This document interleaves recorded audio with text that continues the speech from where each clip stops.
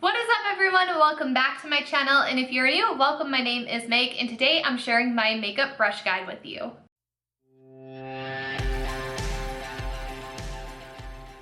That whole intro, I was so unsure if I actually had lipstick on my teeth, so I was like panicked for a second. Luckily I don't. So today I'm going to share a brush guide with you. So these are my go-to brushes that I think are a must-have. A lot of them are really affordable options, so this is great if you're somebody that's looking to grow your kit, if you're just starting out, or if you're like many of us on a budget. So let's go ahead and get into it. I'm going to work by category, and we're going to see kind of a lot of repeat brands in here, obviously for good reasons. So by the way, if you guys would be interested in a tutorial on this look, let me know in the comments. If you are new here, by the way, normally I do makeup tutorials, educational focused videos, and some lifestyle tags and get ready with me. So if that content appeases to you, be sure to check out the other videos on my channel. But in the meantime, let's go ahead and start with cream products. So the first thing that I'm going to talk about, they're not even brushes because they're sponges. I have two different sponges that I love. By the way, I found this jar, I think, at Target or something for like $3, and I like it a lot because it closes so it keeps the dust out, and this is where I keep my new sponges that have yet to be used. So I'm going to dip in here for a second. The two sponges that I am a big fan of is the Real Technique sponge and the Ecotools sponge. So this one is still pretty damp. So you can see it's pretty on par with size. So it does grow quite a bit in size when it's damp. So the Ecotools sponge, both of these I believe are $5, and typically you can get two of these in a pack for a cheaper price at Ulta. But the Ecotools sponge is $5. I really like this one because it stays pretty dense while still having flexibility. I don't think it soaks up a ton of product. And I really enjoy the two flat sides. So we have this side here and it's flat down to here. And then this side, it's flat a little bit less. So typically I just use the flat side to apply the foundation, but it's also really great to get up into your eyes if you need to. And then once I'm done with the sponge and moving on to something else, I will clean it and then I will keep it on standby because it has this this is a crusty dusty one, okay? Because it has this flat edge, if I want to carve out my contour, like I said, once it starts to get tears in it and I don't want to use it to apply foundation anymore, I will give it, where did I just get water on me from?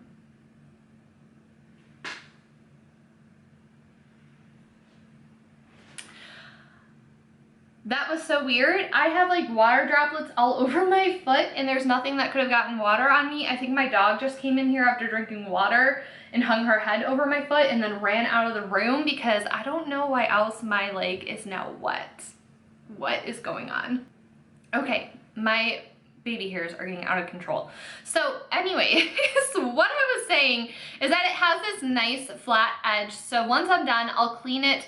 And then if I want to carve out my contour and bake around my nose or under my eyes, I just dip this in powder dry and it will give you that nice clean line because it has that smooth edge. So I really like the Real Technique sponge for that. The Ecotools sponge, excuse me. Sorry, I'm getting a little fussy over this mystery with my foot being wet. Yeah, like the Ecotools sponge for that. This is a Real Technique sponge. This one isn't quite as dense once you have it damp. I think it does a really good job of leaving a fuller coverage because again, I feel like it doesn't soak up a ton of product. Obviously it soaks up some, but I really like the finish of the sponge and it's inexpensive, and Beauty Blender is nice and all, but I'm not paying, I think it's like $16 or $20. I'm not paying that much for a sponge when I can pay $5 and have a great option. Real Techniques also has mini sponges, and I'm the biggest fan of these because it can be hard to get this up in your inner corner for concealer. So I buy the mini packs and it fits perfectly right up in there for under eye concealer. So I definitely recommend the mini sponges if you haven't tried them yet. It's a game changer. I wonder what it's like to not struggle through videos. I wouldn't know. Okay, So another random thing that I have here is a good spoolie. This came forever ago. It's a mini brush. Obviously it's busted because it's taped together. It's an ABH brush that came with a brow kit that I got when like 13 years ago. But I like this for soap brows. So I have like a little hunk of bar soap. You apply it. So just having a good spoolie on standby is something that's essential to your kit if eyebrows are important to you, in my opinion. So let's finish up. I have a couple more brushes for cream products. So next for cream contour, I think we're all kind of like making that transition together into more cream products. But to apply my cream contour, I really love this Real Techniques brush. This is from their higher end, so I think it's like a couple dollars more. But this is a 301 brush. It is amazing. Their synthetic brushes work phenomenal with cream products. It is super dense. Obviously, I use it to apply right here. And I can just kind of pat it on, and the shape is already working for me because it's a flat edge brush. I go ahead around my forehead, around my chin. It works for everywhere, and it blends the product really nicely, again, without soaking up too much of it. So this is a Real Techniques 301 brush. I will have all these listed down below in the order. I'll try to keep it in the order that I name it to keep it easy for you guys. Another Real Techniques brush, this came in a kit, so I think that their kits are useful because you can always find a use for one of the brushes. This is the Pixel Point Eyeliner Brush. I use this for my nose contour because obviously this is very large if you're trying to be exact. So I just use this for my nose contour. I go across under here, and it works really great at applying the cream product. If you're not someone that's huge into nose contour, this could also work really well if you have like the cake liners or any kind of gel liner. This would work really nicely with that as well. So up next, I have 3 brushes for carving the crease, or, you know, just applying concealer or whatever your eye base may be. This one is old. This is a Sephora concealer brush. This is like really stiff, synthetic. You could tell that it's made for cream products. The shape of this is really nice too because I can get in there and carve right along my cut crease. If I choose to do that, it also works great for halo eyes, and then also just applying my eyeshadow base or concealer in general. A cheaper, more affordable option for that is the Sonia Kasik 110 brush. It's a little bit smaller and a little bit thinner, but it gets the job done. It does the same thing. I love using this for cut creases as well because it fits really well with my eye shape. And the last brush I'm going to mention, this is $1, so I don't feel bad mentioning it, but this is the e.l.f. It just says professional eyeliner brush. It's just a flat top brush, and I like this. Again, it's really good bristles that are synthetic for cream product. It's like not super thin, so it will hold the cream. And I like this if I want to cut my brow because I can get it right under there and then like drag it down and blend it out. And I also like to pat out my eye base or my concealer once I lay it down with a brush with a sponge. So if you're someone that likes to cut out your brow, this is a really great brush. And again, it's $1. e.l.f. honestly has a lot of really great brushes, as you'll see as this video progresses. So now I'm gonna move on to complexion brushes. And my neighbors just started up their diesel pickup trucks. Every time I film, it never fails. Okay, so powder brushes, I kind of have 2 options here because I use them interchangeably. Again, they're both e.l.f. and I think the black line is like their more expensive line, so instead of being $1, it's like $3, or at least that was the pricing when I bought these probably 10 years ago, and they last obviously a really long time. So this is a complexion brush. I like this for setting powder because it's nice, big, fluffy. It's going to distribute the powder nicely, and because it's not densely packed, it's not going to hold a ton of powder, so you're not going to and like have powder explode all over your face. I like to do a really nice light set with hardly any powder, so I can dip into my powder, tap off the extra. It's still going to hold on to the right amount of powder that I need, and then I can just lightly blot it across my face, and it's a larger brush, so I can get that done rather quickly. So again, the e.l.f. Complexion Brush, love this. Another one that would work great is the e.l.f. Flawless Face Brush. This one is a little bit more tapered. It's not quite as fluffy. It's a little bit more dense, so it's gonna hold powder a little bit more. So if you want heavier powder, this brush would work better for you, but I don't know if you can tell like how it's more tapered, but what I like to do is use this for contouring. I haven't used contouring powders all summer pretty much, but because it is tapered, it lays really nicely right here in the hollow of your cheek, so you can dip into your contour shade, lightly tap it on, and as you're patting it on, the brush is going to start to blend it for you. So it's not like you're applying it and then having to blend out with another brush. It does it all in one, and again, it just fits really nicely around the face, so I love this for a contour powder. And then for bronzer, I have two different recommendations. If I want something that's very fluffed on and not exact, this is again a Sephora, I think it's just a powder brush. It's worn off because I've had this forever. So it's a very fluffy brush. So again, if I just like want a sun-kissed look without it being exact, I like going in with this brush for bronzer. But if I wanted it to be a little bit more exact and maybe I'm not wearing contour powder and I want to have a little bit more of a contour effect with my bronzer, this is the BH Cosmetics number 4 brush. It's a nice angled brush. And again, it's the perfect size for my face, so I can just go right in here. And it's the same thing, I can pat and stipple the powder on and then just nicely blend it. And it's the same thing, it fits nicely around the perimeters of your face. BH Cosmetics also has really affordable brushes that are good quality. I actually had them send their crystal line to me, and I've really been enjoying them. Like, they're such good quality. I'm kind of mad that I've slept on them all these years, so they have really nice affordable brushes as well. For highlighting, again, I have two different options, but these are from Morphe. This is the M510. This is what a lot of YouTubers use. And then I also have the R36.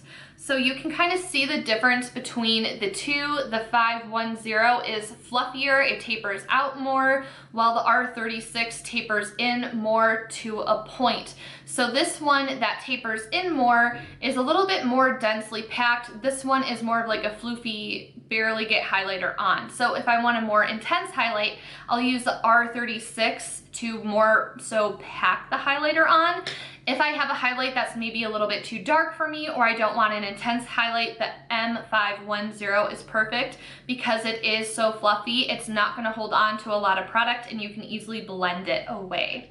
So now we're gonna get to blush brush, and this I have had since I was a teenager.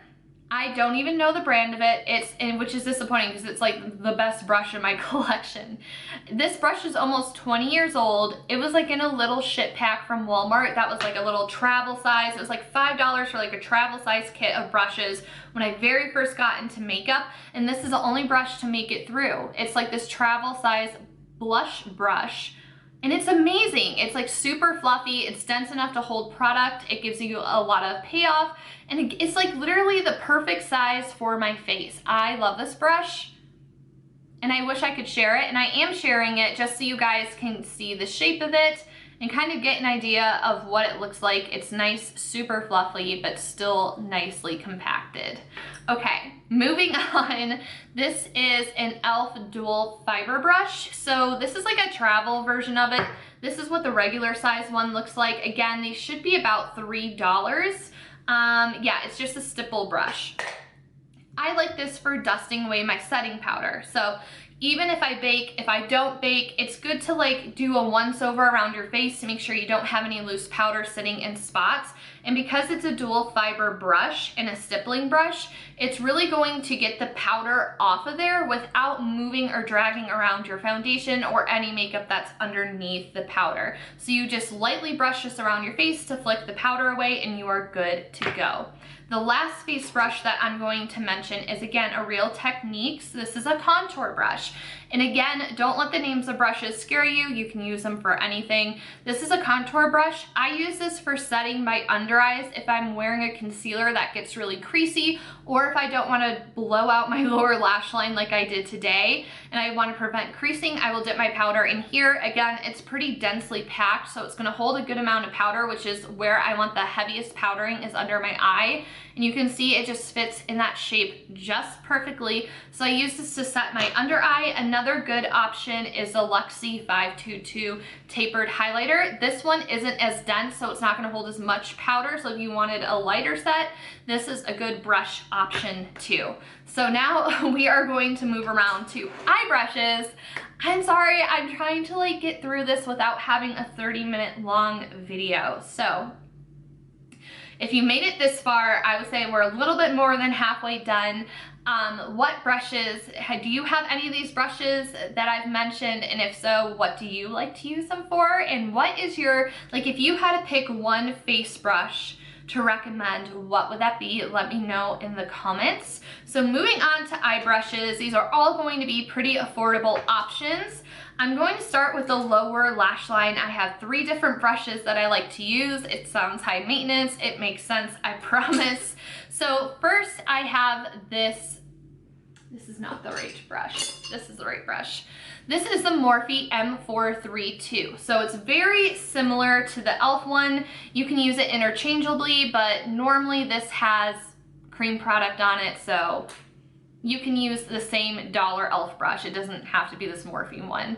This one's a little bit thicker than the e.l.f. brush, but what I like to do is stamp on shadow right underneath my lash line, so that kind of gives you a diffused liner look, and it can help build up the smokiness of your eyeshadow. So it's perfect to wiggle and stamp, and you can also kind of blend and push things around with this as well, and you can get right up to the root of your lashes. And then normally to blend that out, because we don't want harsh lines, I have this Morphe E36. This is one of my favorite eye brushes. It is like the teeniest, tiniest little pencil brush, and it is perfect for getting right under your lashes to blend out any eyeshadow. If I need to touch up throughout the day, I can kind of just like rub this brush around if I notice that my shadow's starting to crease or my concealer's starting to crease, and it will help it. So this is a really good brush for your under eye. It's also really good to highlight if you want a precise highlight on your brow bone or in your inner corner. And the last a lower lash line brush that I'm going to mention is the Morphe M506. So this is a very small fluffy brush.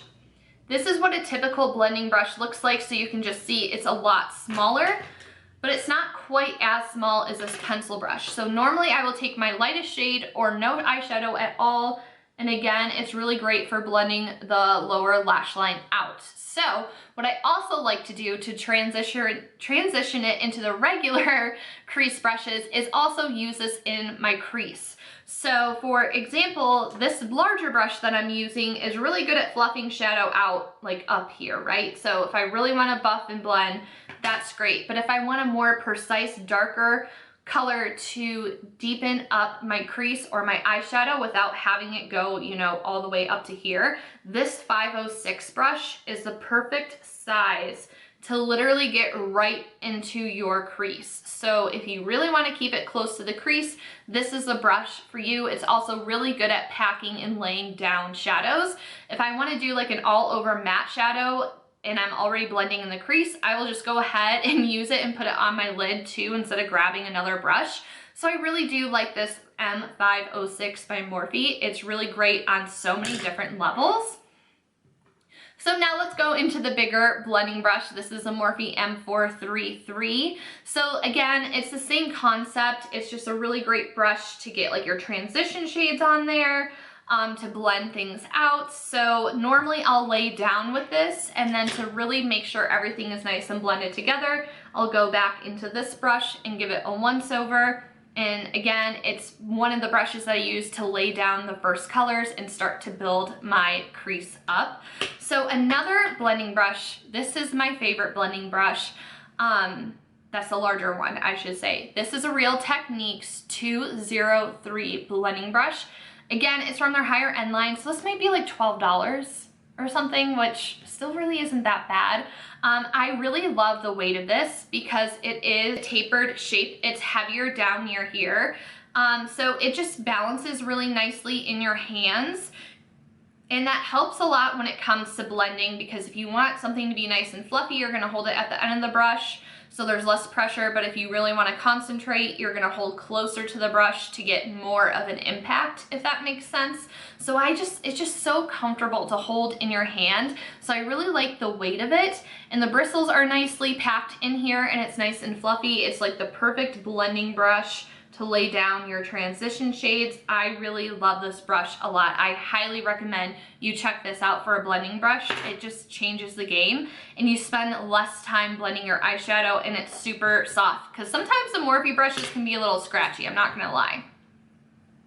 So the last blending brush that I have, unfortunately, is another no-namer. I think it's by Ipsy though, because it came in an Ipsy bag years ago, and it's the Ipsy color, so it might be that. But this is a super big guy.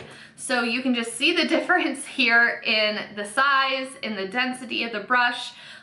So this is a super big, dense, fluffy brush. This is great for looks like this that are more smoky or blown out. I use this to give my shadow a once over. So most of the time I won't even dip this into actual eyeshadow. I'll just use it to just do a really big fluffy blend on my eyeshadow, and some looks really need it. So a really big brush like this is great to have in your kit. Okay, so now I'm going to go a little bit backwards and talk about cream products, because I'm going to talk about cream shadows for your eyes. If you have cream shadow for your eyelids, this Real Techniques base shadow brush, amazing. Again, these synthetic brushes, they're just made for cream products. It works so fantastically. So for example, I have this Nude Sticks eye color. So it's a pencil like this. I can smudge it around on my eyelid, but to blend out the edges and to diffuse it and make it look smoky, you're gonna wanna use a really nice synthetic brush to do so. And again, this is a base shadow brush. It's also really good for like paint pots and cream products like that. I could not do cream products on my lid without this brush. I think it would be such a struggle to use a brush like this with cream products on the eyes. Okay, we are almost done. I have two brushes to mention for your lid for shadow. This first one is another BH brush. This is a number 9. This one's a little bit thicker. You could use like an eyeshadow base with this, or like a cream product with this. I just don't think it would work as well as the brushes that I mentioned at the beginning. Again, this is like a really great shape to get on here. A lot of times with shadows, especially if you're using a heavy packed shimmer shadow, you don't really need to do a cut crease. You can kind of cheat a cut crease by just applying the shadow where you would cut your lid out and just pack on the shimmer, and this brush will help do that to give you that illusion without all the work. So a brush like this is always a good thing to have in your kit. And the one that I love the most for that exact technique, this is by the brand So Susan. It came in an Ipsy bag, but you can see it's a little bit wider, it's thicker, it's fluffier. I really love this for grabbing any kind of lid shadow or any kind of shimmer and just kind of like stamping it on. So this doesn't have a specific name. I'm guessing it would just be listed as a shader brush, but something similar to this would be amazing to have in your kit. And last but not least, we have eyeliner brushes. I have two angled brushes that I'm going to mention. This is the KVD number 70. So you can see how freaking thin that is. This came with like a brow product that was sent to me to test out, but I really like this a lot. So I am no expert in winged liner. As you can see, I don't really wear winged liner, but when I do, I need to have an outline, because I did not just spend like 15 minutes on my eyeshadow to mess it up with liquid liner. So what I like to do is go in with eyeshadow, and this is so thin that I can just stamp the shape right on. And when you use shadow, it's more forgiving. So let's say I outline it and it looks uneven. I can easily just blend that eyeshadow away and like redo it until it looks good, and then go in with a liquid liner. So I really like a super thin angled brush like that. Of course, you could also use it for your brows, but I prefer it for an eyeliner moment. Now, if I want to have a softer winged moment, I have another angled brush that would be perfect for you guys to use. So we can see the difference right here, how Can you see the difference? There you go. Now you can see the difference on how the one is thicker. This is super thin. This is a thicker one. So this one is going to give you more of a diffused look. You could still use it for the same thing. This is an e.l.f. small angled eyeliner brush. Again, I think this was $1. So it can be used for the same purpose. It's just going to give you a thicker line. So I like to use this if I want a winged liner without actually going in with liquid liner, or even if I just want to have shadows stamped along my lid as liner. It's a perfect brush for that reason. Okay, last but not least, we have the e.l.f. angled eyeliner brush. So this is a teeny tiny brush. Again, it's like very similar to this one. It's just smaller. So again, this is going to be really great for gel products, for the cake liners. In case you're not familiar with the term cake liner, it's just like kind of a powder to liquid eyeliner. So like the Suva Beauty ones, ABH just launched some. So any kind of like cake liners like that, this brush is going to be amazing to apply that product. So that is going to wrap it up for my brush guide. I know this is on the longer side. I try to get through this as quickly as I can because I like to be thorough and really explain the use for each brush because I think that makes it the most helpful for you guys. Let me know if you have any critiques of this in the comments down below of what I could do better with talking about products like this because it's typically not what I do. But let me know in the comments what other videos like this you would like to see. I do have a beginner eyeshadow palette video, so if you're interested in that, I will have it linked down below. I want to do like kind of a back to basics series on my channel, so let me know what else you would like to see included in that. I would really love to hear from you guys, and I would love to know what you would like to learn and how I can provide that for you. So thank you so much for taking the time out of your day to hang out with me, and I will see you in the next one. Bye everyone.